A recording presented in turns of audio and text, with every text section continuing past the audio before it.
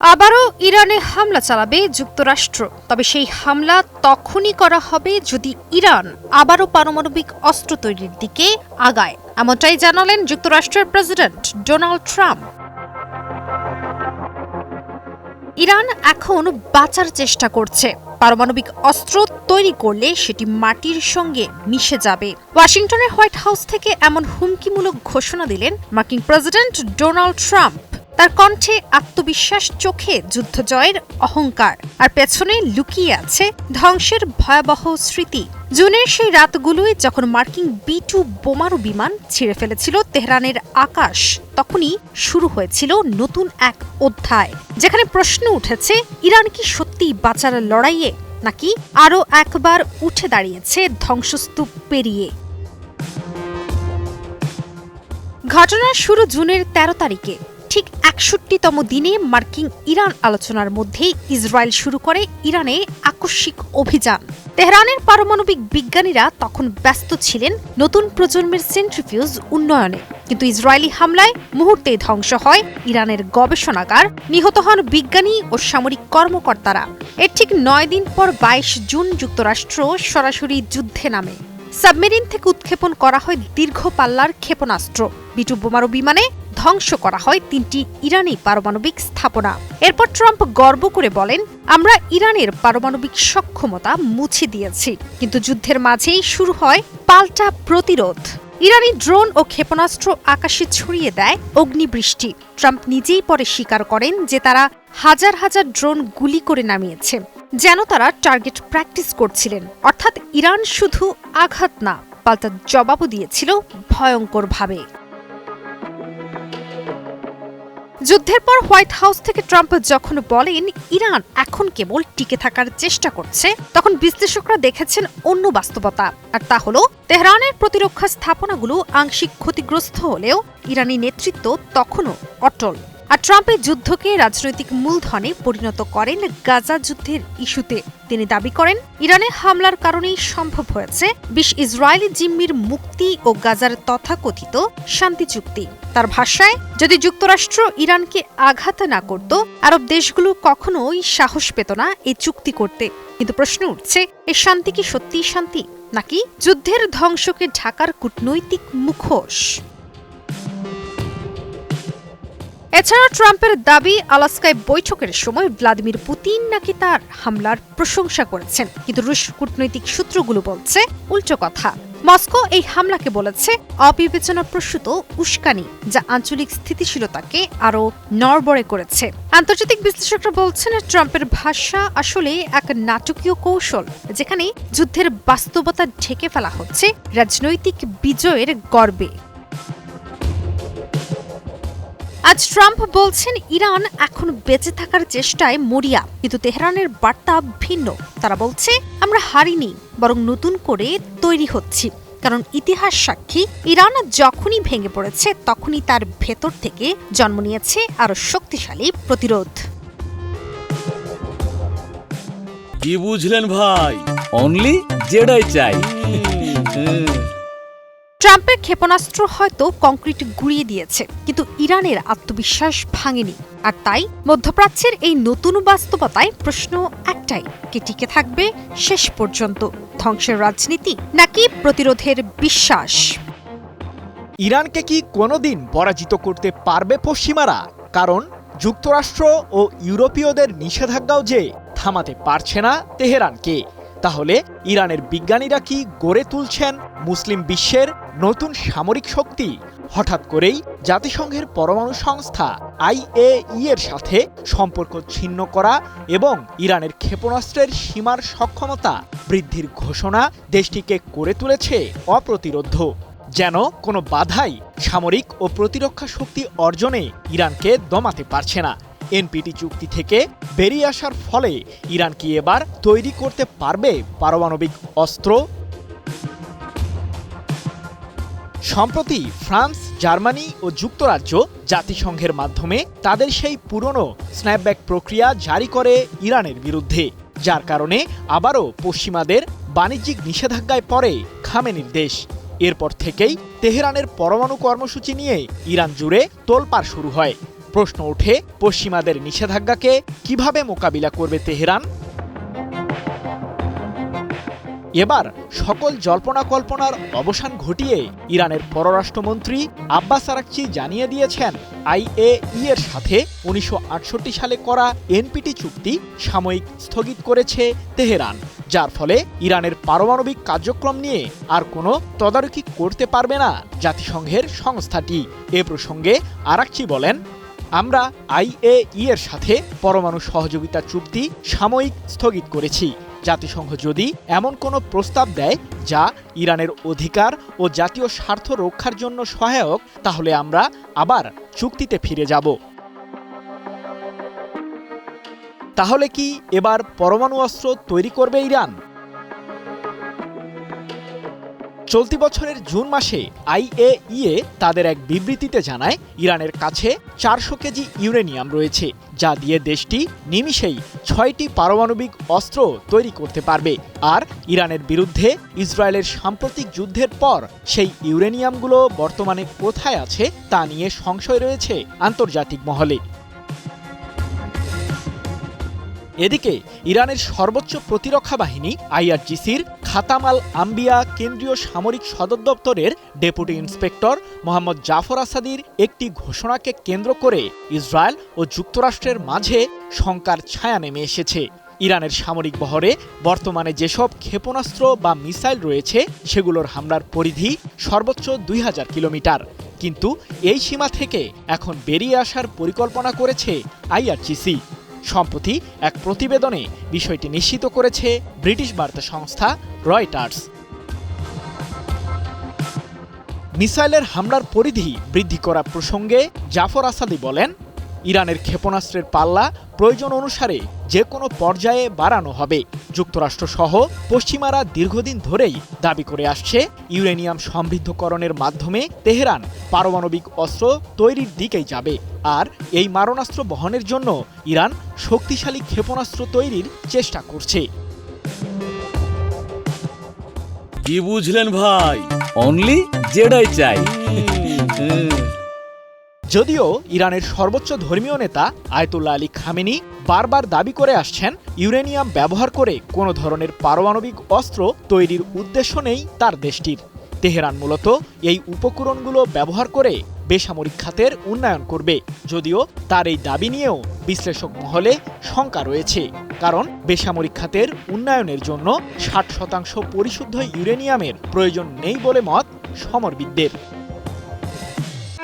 গাজায় যুদ্ধ থেমেছে, অন্তত বাইরে থেকে দেখে তাই মনে হচ্ছে। বিস্ফোরণের শব্দ আর প্রতিনিয়ত হামলার খবর আপাতত নেই। আকাশে হয়তো এখন ড্রোনের গুমগুম শব্দ শোনা যাচ্ছে না, কিন্তু এই নীরবতাই যেন এক ধরনের ভারী শব্দ বয়ে বেড়ায়। কারণ যুদ্ধ থামলেই কি সব শেষ হয়ে যায়? না, বরং তখনই শুরু হয় আরেক যুদ্ধ, বাঁচার যুদ্ধ, গুছিয়ে ওঠার যুদ্ধ, নিজের ভাঙা জীবনটাকে আবার দাঁড় করানোর লড়াই। ইসরায়েলি সেনা সরেছে, অনেক এলাকায় ট্যাঙ্ক আর গাড়ির চিহ্ন এখনো মাটিতে। রাস্তাঘাটে পড়ে থাকা ধ্বংসস্তূপে পা রাখতে গেলে এখনো সাবধানে হাঁটতে হয়। চারপাশে দেখা যাচ্ছে কিছু নতুন মুখ, কালো পোশাকে, মুখ ঢাকা, হাতে আধুনিক অস্ত্র। গাজার ভেতরে এরা নতুন নিরাপত্তা বাহিনী হিসেবে কাজ করছে বলে দাবি করছে। বলছে তারা এখন গাজা রক্ষা করবে। তবে শুধু এই সশস্ত্র দলই নয়, গাজার সাধারণ মানুষও নিজেদের মতো করে উঠে দাঁড়ানোর চেষ্টা করছে। কেউ ভাঙা দোকানের ঝাঁপ তুলছে, কেউ বাচ্চাদের নিয়ে ধ্বংসপ্রাপ্ত স্কুল চত্বর পরিষ্কার করছে। ছোট ছোট ইট, কাঠ, ভাঙা বেঞ্চ সরিয়ে যেন নতুন করে বাঁচার একটা আপ্রাণ প্রচেষ্টা। একটা পরিবার ভাঙা ঘরের পাশে চাটাই পেতে বসেছে, তাতে খাবার নেই, তবুও তারা বলছে নিজের জায়গায় ফিরে এসেছি, সেটাই অনেক। আর এটা ওইটা না, কাপড় ধোয়ার একটাই সলিউশন, চাকা অল ইন ওয়ান। পানির জন্য এখনো গাজায় লাইন ধরে দাঁড়াতে হয়। কোনো কোনো জায়গায় বিদ্যুৎ আসে দিনে 1-2 ঘন্টা। একটা ছোট ছেলে সাইকেল থেকে এক বালতি পানি আনার জন্য দাঁড়িয়ে আছে লাইনে। তার চোখে পানি। সে বলে, আমার স্কুল ভেঙে গেছে, আমি কি স্কুলে যেতে পারবো না? আর পাশে দাঁড়িয়ে তার মা একটু হেসে বলেন, যুদ্ধ শেষ হয়েছে শুনি, কিন্তু আমাদের জীবন কিভাবে কাটবে সেটা কেউ বলে না। সেই হাসির পেছনে লুকিয়ে থাকে প্রশ্ন, ভয় আর এক অসীম অনিশ্চয়তা। তবে এসব সত্ত্বেও মানুষ থেমে নেই। মানুষ যে কতটা সহনশীল তা বোঝা যায় গাজার মতো এক শহরে এসে। এক বৃদ্ধ দোকানদার বলেন, 5 দিন ধরে দোকান খুলি, লাভ নাই, কিন্তু দোকান খুললে মনে হয় জীবনটা আবার ফিরে আসছে। এই কথার মধ্যে লুকিয়ে আছে হাজারো মানুষের কণ্ঠ, যারা শুধু খাবারের জন্য নয়, জীবনের স্বাভাবিক ছন্দে ফিরে আসার তাগিদে লড়ছে। আন্তর্জাতিক সংস্থাগুলো ধীরে ধীরে ত্রাণ নিয়ে ঢুকছে গাজায়, কিন্তু প্রয়োজনের তুলনায় তা অতি সামান্য। খাদ্য, পানি, ওষুধ সবকিছুতেই ঘাটতি। হাসপাতালগুলো আংশিক চালু হলেও বিদ্যুৎ না থাকায় সার্জারি বন্ধ, ইনকিউবেটরে থাকা নবজাতকদের অবস্থা ভয়াবহ। এক নার্স কাঁদতে কাঁদতে বলেন, এমন কিছু শিশু আছে যাদের আমরা বাঁচাতে পারতাম যদি একটু বিদ্যুৎ থাকতো। সব মিলিয়ে গাজার মানুষ এখন এমন এক সময় পার করছে যেটাকে যুদ্ধ পরবর্তী সময় বলা যায় না, কারণ যুদ্ধের ছায়া এখনো পুরোপুরি যায়নি। এটাকে বরং বলা যায় যুদ্ধের মধ্যবর্তী সময়, যেখানে যুদ্ধ নেই কিন্তু শান্তিও নেই। আর এই দুইয়ের মাঝে দাঁড়িয়ে গাজার মানুষ বাঁচার লড়াই চালিয়ে যাচ্ছে। ফিলিস্তিনিরা কি অবশেষে স্বাধীন হতে পারবে? কারণ সম্প্রতি স্বাধীনতাকামী সংগঠন হামাসের সাথে যুদ্ধবিরতিতে গেছে ইসরায়েল, কিন্তু বিশ্লেষকরা বলছেন ভিন্ন কিছু। তাদের দাবি, ইসরায়েল যতই নির্মম হত্যাযজ্ঞ চালাক না কেন, বিজয়ীর তালিকায় সবসময় ফিলিস্তিনিদেরই নাম ছিল। কিন্তু এত আগ্রাসনের শিকার হওয়ার পরও কিভাবে জয়ী হলো ফিলিস্তিনিরা? দশকের পর দশক ধরে প্রচলিত ধারণা ছিল যে ফিলিস্তিনের উপর ইসরায়েলি দখলদারির সমাধান কেবল রাজনৈতিক ও কূটনৈতিক আলোচনার মাধ্যমেই সম্ভব। শুধু সংলাপী শান্তি আনতে পারে এই বাক্য রাজনৈতিক অঙ্গন, একাডেমিক প্ল্যাটফর্ম, গণমাধ্যম এবং অনুরূপ সব জায়গায় অবিরাম প্রচারিত হয়েছে। কিন্তু বাস্তবতা আসলে কি? ইসরায়েলের বিরুদ্ধে ফিলিস্তিনিদের সংগ্রামকে কেন্দ্র করে সম্প্রতি নিজের অবস্থান জানিয়েছেন মধ্যপ্রাচ্য বিশেষজ্ঞ রামজি বারুদ। তিনি বলেন, ইসরায়েল ও ফিলিস্তিনের মাঝে সমাধান প্রসঙ্গে একটি বিশাল শিল্পগোষ্ঠীর জন্ম হয়, যা নাটকীয়ভাবে বিস্তৃত হয় ইয়াসির আরাফাতের নেতৃত্বাধীন প্যালেস্টাইন লিবারেশন অর্গানাইজেশন বা পিএলও এবং ইসরায়েল সরকারের মধ্যে অসলো চুক্তি স্বাক্ষরের সময় ও তার পরবর্তী বছরগুলোতে। সম্প্রতি রামজি বারুদের বরাতে এক প্রতিবেদনে বিষয়টি নিশ্চিত করেছে যুক্তরাজ্য ভিত্তিক সংবাদ মাধ্যম মিডল ইস্ট মনিটর। ইসরায়েল ও যুক্তরাষ্ট্রের জন্য শান্তি মানে ছিল এমন এক আনুগত্যশীল ফিলিস্তিনি নেতৃত্ব, যারা নির্দিষ্ট সীমানার মধ্য থেকে আলোচনা এবং আন্তর্জাতিক আইনের বাধ্যবাধকতার বাইরে কাজ করতে রাজি থাকবে। একইভাবে সংলাপও কেবল তখনই গ্রহণযোগ্য ছিল যখন ফিলিস্তিনি নেতৃত্ব সশস্ত্র প্রতিরোধ পরিত্যাগ করবে, নিরস্ত্র হবে, ইসরায়েলের কথিত ইহুদিবাদী রাষ্ট্র হিসেবে অস্তিত্বের অধিকার স্বীকার করবে এবং ইসরায়েল ও যুক্তরাষ্ট্রের নির্ধারিত ভাষা মেনে চলবে। ইসরায়েল কখনোই কঠোর শর্ত ছাড়া ফিলিস্তিনিদের সঙ্গে সংলাপে বসেনি। ফলে আরাফাত তার জনগণের ক্ষতির বিনিময়ে একতরফা ছাড় দিতে বাধ্য হন। শেষ পর্যন্ত অসলো চুক্তি ফিলিস্তিনিদের কোনো মৌলিক সুফল এনে দেয়নি, বরং ইসরায়েল কেবল স্বীকৃতি দিয়েছিল ফিলিস্তিনি কর্তৃপক্ষ বা পিএকে, সমগ্র ফিলিস্তিন ও ফিলিস্তিনের জনগণকে নয়। সময়ের সঙ্গে সঙ্গে পিএ দুর্নীতির আশ্রয়স্থলে পরিণত হয় এবং এর অস্তিত্ব ইসরায়েলিদের সঙ্গেই ওতপ্রোতভাবে জড়িয়ে পড়ে। অন্যদিকে ইসরায়েল কোনো নিয়ন্ত্রণ ছাড়াই ফিলিস্তিনি শহরগুলোতে অভিযান ও নির্বিচার গণহত্যা চালিয়েছে এবং গাজায় বিধ্বংসী অবরোধ আরোপ করে নারী ও শিশুসহ অসংখ্য ফিলিস্তিনিকে বন্দী করেছে। 2007 সালে ফিলিস্তিনের রাজনৈতিক দল ফাতা ও স্বাধীনতাকামী সংগঠন হামাসের মধ্যে স্বল্প কিন্তু রক্তক্ষয়ী সংঘর্ষ হয়। এতে পিএর নেতা ও ফিলিস্তিনের বর্তমান প্রেসিডেন্ট মাহমুদ আব্বাসপন্থীরা পরাজিত হওয়ার পর গাজা অবিসংবাদিতভাবে সশস্ত্র প্রতিরোধের কেন্দ্র হয়ে ওঠে। 2008 সাল থেকে ইসরায়েল নতুন কৌশল গ্রহণ করে, গাজার প্রতিরোধকে একটি পূর্ণাঙ্গ সামরিক বাহিনী হিসেবে গণ্য করা এবং তার বিরুদ্ধে ব্যাপক যুদ্ধ শুরু করা। এর ফলে হাজার হাজার মানুষের মৃত্যু ও আহত হওয়ার ঘটনা ঘটে, যাদের অধিকাংশই বেসামরিক নাগরিক।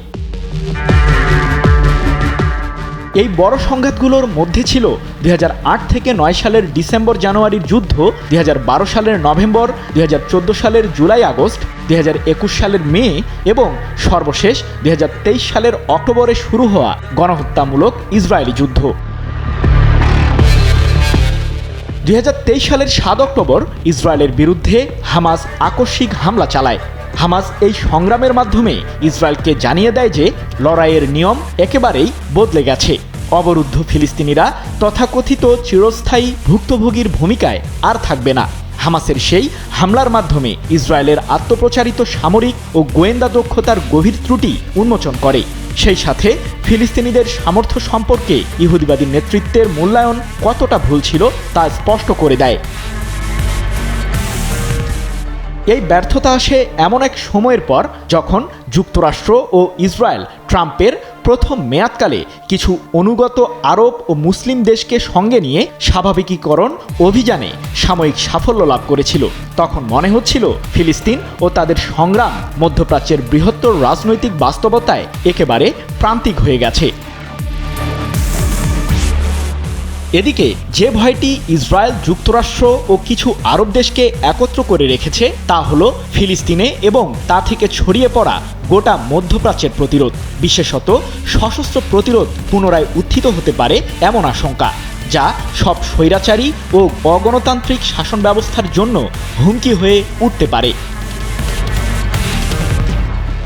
এই ভয় আরও গভীর হয় যখন লেবাননের সশস্ত্র সংগঠন হিজবুল্লাহ ও ইয়েমেনের হুথি বিদ্রোহীদের মতো অরাজনৈতিক সশস্ত্র সংগঠনগুলো গাজার প্রতিরোধ বাহিনীর সঙ্গে মিলে এমন এক শক্তিশালী জোট গঠন করে যা যুক্তরাষ্ট্রকে সরাসরি সংঘাতে জড়িয়ে ফেলতে বাধ্য করে। তবুও ইসরায়েল গাজায় তার কোনো কৌশলগত লক্ষ্য অর্জন করতে পারেনি। প্রায় 8 দশকের অস্তিত্ব জুড়ে কোনো আরব সেনাবাহিনী ইসরায়েলকে এ ধরনের সামরিক, রাজনৈতিক ও অর্থনৈতিক ক্ষতির মুখে ফেলতে পারেনি, যেমনটা করেছে হামাস, হিজবুল্লাহ ও হুথিরা এই সাম্প্রতিক সময়ে। এমনটা মনে করছেন মধ্যপ্রাচ্য বিশ্লেষক রামজি বারুদ।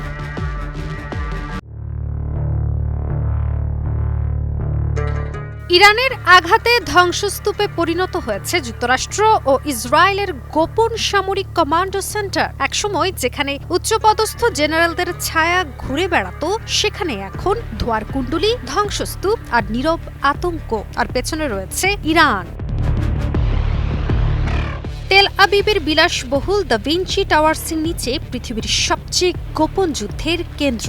একসময় সেখানে উচ্চপদস্থ জেনারেলদের ছায়া ঘুরে বেড়াতো, অথচ এখন তা পরিণত হয়েছে ধ্বংসস্তূপে। দাবি উঠেছে ইরানের ক্ষেপণাস্ত্র ঠিক সেই ভূগর্ভস্থ ঘাঁটিতে আঘাত হেনেছে, যেখানে যুক্তরাষ্ট্র ও ইসরায়েল মিলে গড়ে তুলেছিল এক যৌথ গোপন কমান্ডো সেন্টার, যার নাম সাইট 81। সম্প্রতি অনুসন্ধানধর্মী সংবাদ মাধ্যম দ্য গ্রে জোনের এক অনুসন্ধানে উঠে এসেছে এসব তথ্য। অনুসন্ধান বলছে এটি কোনো সাধারণ লক্ষ্যবস্তু ছিল না, বরং এটি ছিল তেল আবিবের সামরিক স্নায়ুতন্ত্রের মূল সেন্টার। জুনের সেই উত্তাল সময় তেল আবিবের আকাশ কেঁপে উঠেছে ইরানের একের পর এক ক্ষেপণাস্ত্রের আঘাতে। মুহূর্তেই ইসরায়েলি সেনারা পুরো এলাকা ঘিরে ফেলে। সাংবাদিকদের প্রবেশে নিষেধাজ্ঞা জারি করে। ফক্স নিউজের প্রতিবেদক ট্রে ইয়ংস্টকে পর্যন্ত সরিয়ে দেওয়া হয় ঘটনাস্থল থেকে। ঠিক সেই সময় ইরানের রাষ্ট্রীয় গণমাধ্যম ঘোষণা দেয় এটি ছিল একটি নির্ভুল হামলা ইসরায়েলি সামরিক ও গোয়েন্দা স্থাপনাগুলোতে। তেহরানের ভাষায় এটি ছিল ইসরায়েলের সাম্প্রতিক ইরান ভিত্তিক গুপ্ত হামলার জবাব। দ্য গ্রেজন জানাচ্ছে সাইট 81 প্রকল্প শুরু হয় 2013 সালে। যুক্তরাষ্ট্রের আর্মি কর্পস অফ ইঞ্জিনিয়ার্সের তত্ত্বাবধানে নির্মিত হয় 6000 বর্গমিটারের এক ইলেকট্রোম্যাগনেটিক সুরক্ষিত ঘাঁটি, এমন এক কমান্ডো সেন্টার যা সরাসরি যুক্ত ছিল ইসরায়েলি সামরিক গোয়েন্দা বাহিনীর মূল নেটওয়ার্কের সঙ্গে। ভূ অবস্থান বিশ্লেষণে দেখা গেছে এটি দ্য ভিঞ্চি টাওয়ার্সের নিচে কানাডায় এয়ারফোর্স টাওয়ার বেসের কাছে, মাত্র 100 মিটার দূরে শিশুদের খেলার মাঠ আর কমিউনিটি সেন্টার। তবু ইসরায়েল এই জনবহুল এলাকায় সামরিক স্থাপনা গড়ে তুলেছিল। আন্তর্জাতিক বিশ্লেষকদের মতে এটি কার্যত মানব ঢাল ব্যবহারের শামিল, অর্থাৎ যুদ্ধের ভেতরে লুকানো এক ভয়ঙ্কর নীতি। আর এটা ওইটা না, কাপড় ধোয়ার একটাই সলিউশন, চাকা অল ইন ওয়ান।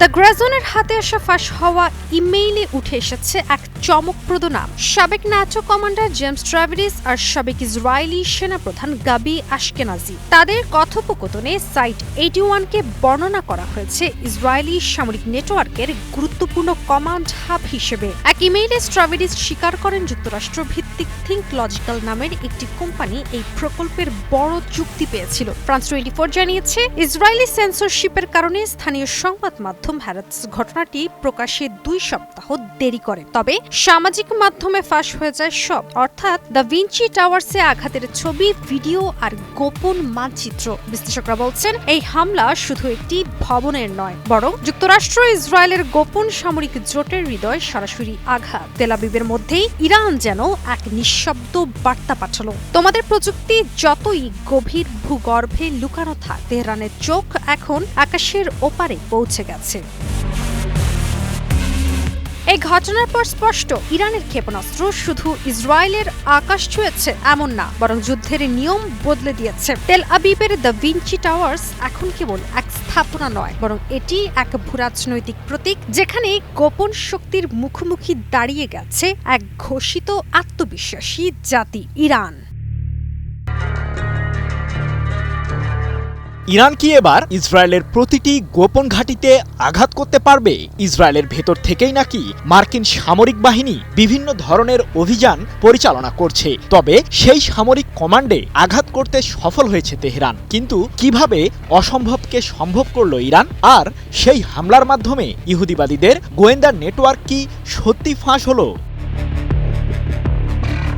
ইরানের বিরুদ্ধে ইসরায়েলের সাম্প্রতিক সময়ে যুদ্ধ বাঁধিয়ে ব্যাপক বিপাকেই আছে মার্কিন প্রশাসন। বোমা হামলা চালিয়ে ইরানের পারমাণবিক কেন্দ্রগুলোকে ধ্বংসের দাবি করলেও সে বিষয়টি নিয়ে হোয়াইট হাউসের কর্মকর্তাদের মাঝেই রয়েছে মিশ্র প্রতিক্রিয়া। যদিও ইরান বলছে পারমাণবিক অস্ত্র তৈরির মূল উপকরণ ইউরেনিয়াম এখনও অক্ষতই রয়েছে। এর মাঝেই জানা গেল সেই যুদ্ধ প্রসঙ্গে চাঞ্চল্যকর তথ্য। চলতি বছরের 13 জুন ইরানের বিরুদ্ধে আকস্মিক বিমান হামলা চালায় ইসরায়েল। সেই যুদ্ধের ব্যাপ্তি ছিল 12 দিন। ইরানকে ঘায়েল করার মারাত্মক ষড়যন্ত্র করেছিল ইসরায়েল ও যুক্তরাষ্ট্র, কিন্তু তাতেও সফল হতে পারেনি ইহুদিবাদীরা, কারণ ইরানের অত্যাধুনিক ব্যালিস্টিক মিসাইল আর আত্মঘাতী ড্রোনের সামনে এক প্রকার নাস্তানাবুদ অবস্থা হয় ইসরায়েলের প্রধানমন্ত্রী বেনিয়ামিন নেতানিয়াহুর। ইরানের সেই মিসাইল যে ইসরায়েলের মাটির গভীরেও পৌঁছাতে সক্ষম, সে তথ্যই জানা গেছে এবার। ইসরায়েলের তেল আবিব শহরের প্রাণকেন্দ্রে অবস্থিত একটি বিলাসবহুল অ্যাপার্টমেন্ট কমপ্লেক্সের নিচেই ছিল নেতানিয়াহু ও যুক্তরাষ্ট্র কর্তৃক পরিচালিত গোপন একটি ভূগর্ভস্থ সামরিক কমান্ড সেন্টার। সাইট 81 নামে পরিচিত বাংকারটি ইসরায়েলের দ্য ভিঞ্চি টাওয়ারের নিচে অবস্থিত। ইসরায়েলের সামরিক গোয়েন্দা সংস্থার জন্য এই স্থানটি কমান্ড এবং নিয়ন্ত্রণ কক্ষ হিসেবেই কাজ করে, যা প্রায় 1 দশক আগে মার্কিন সেনাবাহিনীর প্রকৌশলীরা নির্মাণ করেছিল বলে জানা গেছে। আর ইরানের মিসাইলের একটি বহর আছড়ে পড়ে ওই স্থানটিতে। 15 অক্টোবর এক প্রতিবেদনে বিষয়টি নিশ্চিত করেছে মধ্যপ্রাচ্য ভিত্তিক সংবাদ মাধ্যম মেহের নিউজ এজেন্সি। সেই বাংকারটিকে ধ্বংস করতে কি সফল হয়েছিল ইরান?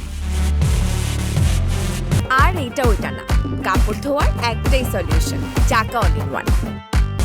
বাংকারটির বর্তমান অবস্থান প্রসঙ্গে ইসরায়েল কোনো তথ্য না জানালেও সে স্থানটিতে কোনো সাংবাদিককে প্রবেশ করতে দেওয়া হয়নি বলে জানা গেছে। সামরিক বিশ্লেষকদের ধারণা, ইসরায়েল ও মার্কিন বাহিনী পরিচালিত ওই কমান্ড সেন্টারটি এখনও অক্ষতই রয়েছে। ইরান মধ্যপ্রাচ্যের এক অপরাজেয় শক্তি। দীর্ঘদিন ধরে আন্তর্জাতিক নজরদারির মধ্যে থাকা এই দেশ আজ এক অদ্ভুত পরিস্থিতির মুখোমুখি। সোজা কথায় আন্তর্জাতিক অঙ্গনের এক জটিল পরিস্থিতিতে দাঁড়িয়ে ইরান। যদিও সাম্প্রতিক হামলা চালানোর পর ইসরায়েল ও যুক্তরাষ্ট্র প্রচলিত হুমকির চেয়ে অনেকটাই নীরব। কিন্তু এই নীরবতা কি শুধু অনির্দিষ্ট, নাকি আসলেই ইরানের জন্য ফাঁদ? ইরানের সামনে এখন এক রহস্যময় সময়। সরাসরি হুমকি না থাকলেও নীরবতা এবং কৌশলগত চাপের মধ্যেই আছে বড় চ্যালেঞ্জ। সময়, রাজনৈতিক কৌশল এবং সিদ্ধান্তই এখন নির্ধারণ করবে ইরান কতটা স্থিতিশীল বা ঝুঁকিপূর্ণ অবস্থায় থাকবে। বিশ্লেষকরা মনে করছেন এটা হতে পারে কৌশলগত, সরাসরি চাপ না দেখিয়ে গোপন নজরদারি এবং কূটনৈতিক চাপের মাধ্যমে পরিস্থিতি পর্যবেক্ষণ করা হচ্ছে। দীর্ঘদিন ধরে ইরান পারমাণবিক প্রযুক্তিতে স্বনির্ভর হওয়ার চেষ্টা করছে। দেশটির কাছে প্রায় 400 কেজি এবং 60% সমৃদ্ধ ইউরেনিয়াম রয়েছে, যা আন্তর্জাতিক পরমাণু সংস্থা IAEA এর সরাসরি নজরের বাইরে। যদিও ইরান এই সক্ষমতা ব্যবহার করছে বেসামরিক খাতে, এমনটাই দাবি দেশটির। এই তথ্য জানার পরেই চলতি বছরের জুনে ইসরায়েল হামলা করে ইরানে। যদিও ইরানের দাবি এর আগেই তারা সেখান থেকে তাদের মজুদ সরিয়ে ফেলেছিল। বিশেষজ্ঞরা মনে করেন ইরান শান্তিপ্রিয় কিন্তু আত্মনির্ভর নীতি অবলম্বন করে। এটি কোনো আগ্রাসনের পরিকল্পনা নয়, বরং নিজের নিরাপত্তা রক্ষা। এদিকে ইসরায়েল ও আমেরিকার সাম্প্রতিক নিরাপত্তা প্রকৃতপক্ষে একটি সুপরিকল্পিত কৌশল। সরাসরি সামরিক পদক্ষেপ না নিয়েও তারা ইরানের কর্মকাণ্ড ঘনিষ্ঠভাবে পর্যবেক্ষণ করছে। আন্তর্জাতিক নিষেধাজ্ঞা ও চাপের মাধ্যমে ইরানকে সীমিত করার চেষ্টা করছে, দ্বিধাগ্রস্ত করার জন্য কূটনৈতিক চাপও তৈরি করছে। যদিও সাম্প্রতিক আরাকচির বক্তব্যে প্রমাণ পেয়েছে ইরান কোনো নিষেধাজ্ঞা আর পরোয়া করে না, তবে খ্যাপাটে ট্রাম্পের নীরব থাকাটা একেবারেই বেমানান। আবার এরই মাঝে ইসরায়েলের মাটিতে দাঁড়িয়ে ইরানের দিকে বন্ধুত্বের হাতও বাড়িয়েছেন তিনি। এই সব কিছু একসাথে মিলে ইরানের জন্য তৈরি করছে এক অদৃশ্য ঝুঁকি। আর এটা ওইটা না, কাপড় ধোয়ার একটাই সলিউশন, চাকা অল ইন ওয়ান। তবে ইরানের সামনে রয়েছে কয়েকটি গুরুত্বপূর্ণ চ্যালেঞ্জ। আন্তর্জাতিক চাপের খেলায় নিজের শক্তি ও নীতি বজায় রাখা, অর্থনৈতিক সীমাবদ্ধতার মধ্যেও টিকে থাকা, সামরিক হুমকি মোকাবিলায় সতর্ক থাকা, কারণ নীরব শত্রুর কৌশল সবসময় প্রতিফলিত হয় না। ইরান প্রমাণ করছে ধৈর্য, স্বাবলম্বিতা ও নৈতিক শক্তি দিয়ে নীরব বিপদের মধ্যেও সার্বভৌমত্ব বজায় রাখা সম্ভব। অন্যদিকে ইসরায়েল ও আমেরিকার নীরবতা এবং চাপের কৌশল, যা বাইরের চোখে সতর্কতা মনে হতে পারে, বাস্তবে ইরানের জন্য এক গোপন ফাঁদ তৈরি করছে। এখন দেখার বিষয় ইরান এই চাপের মধ্যে কিভাবে তার কৌশল এবং নীতি পরিচালনা করে।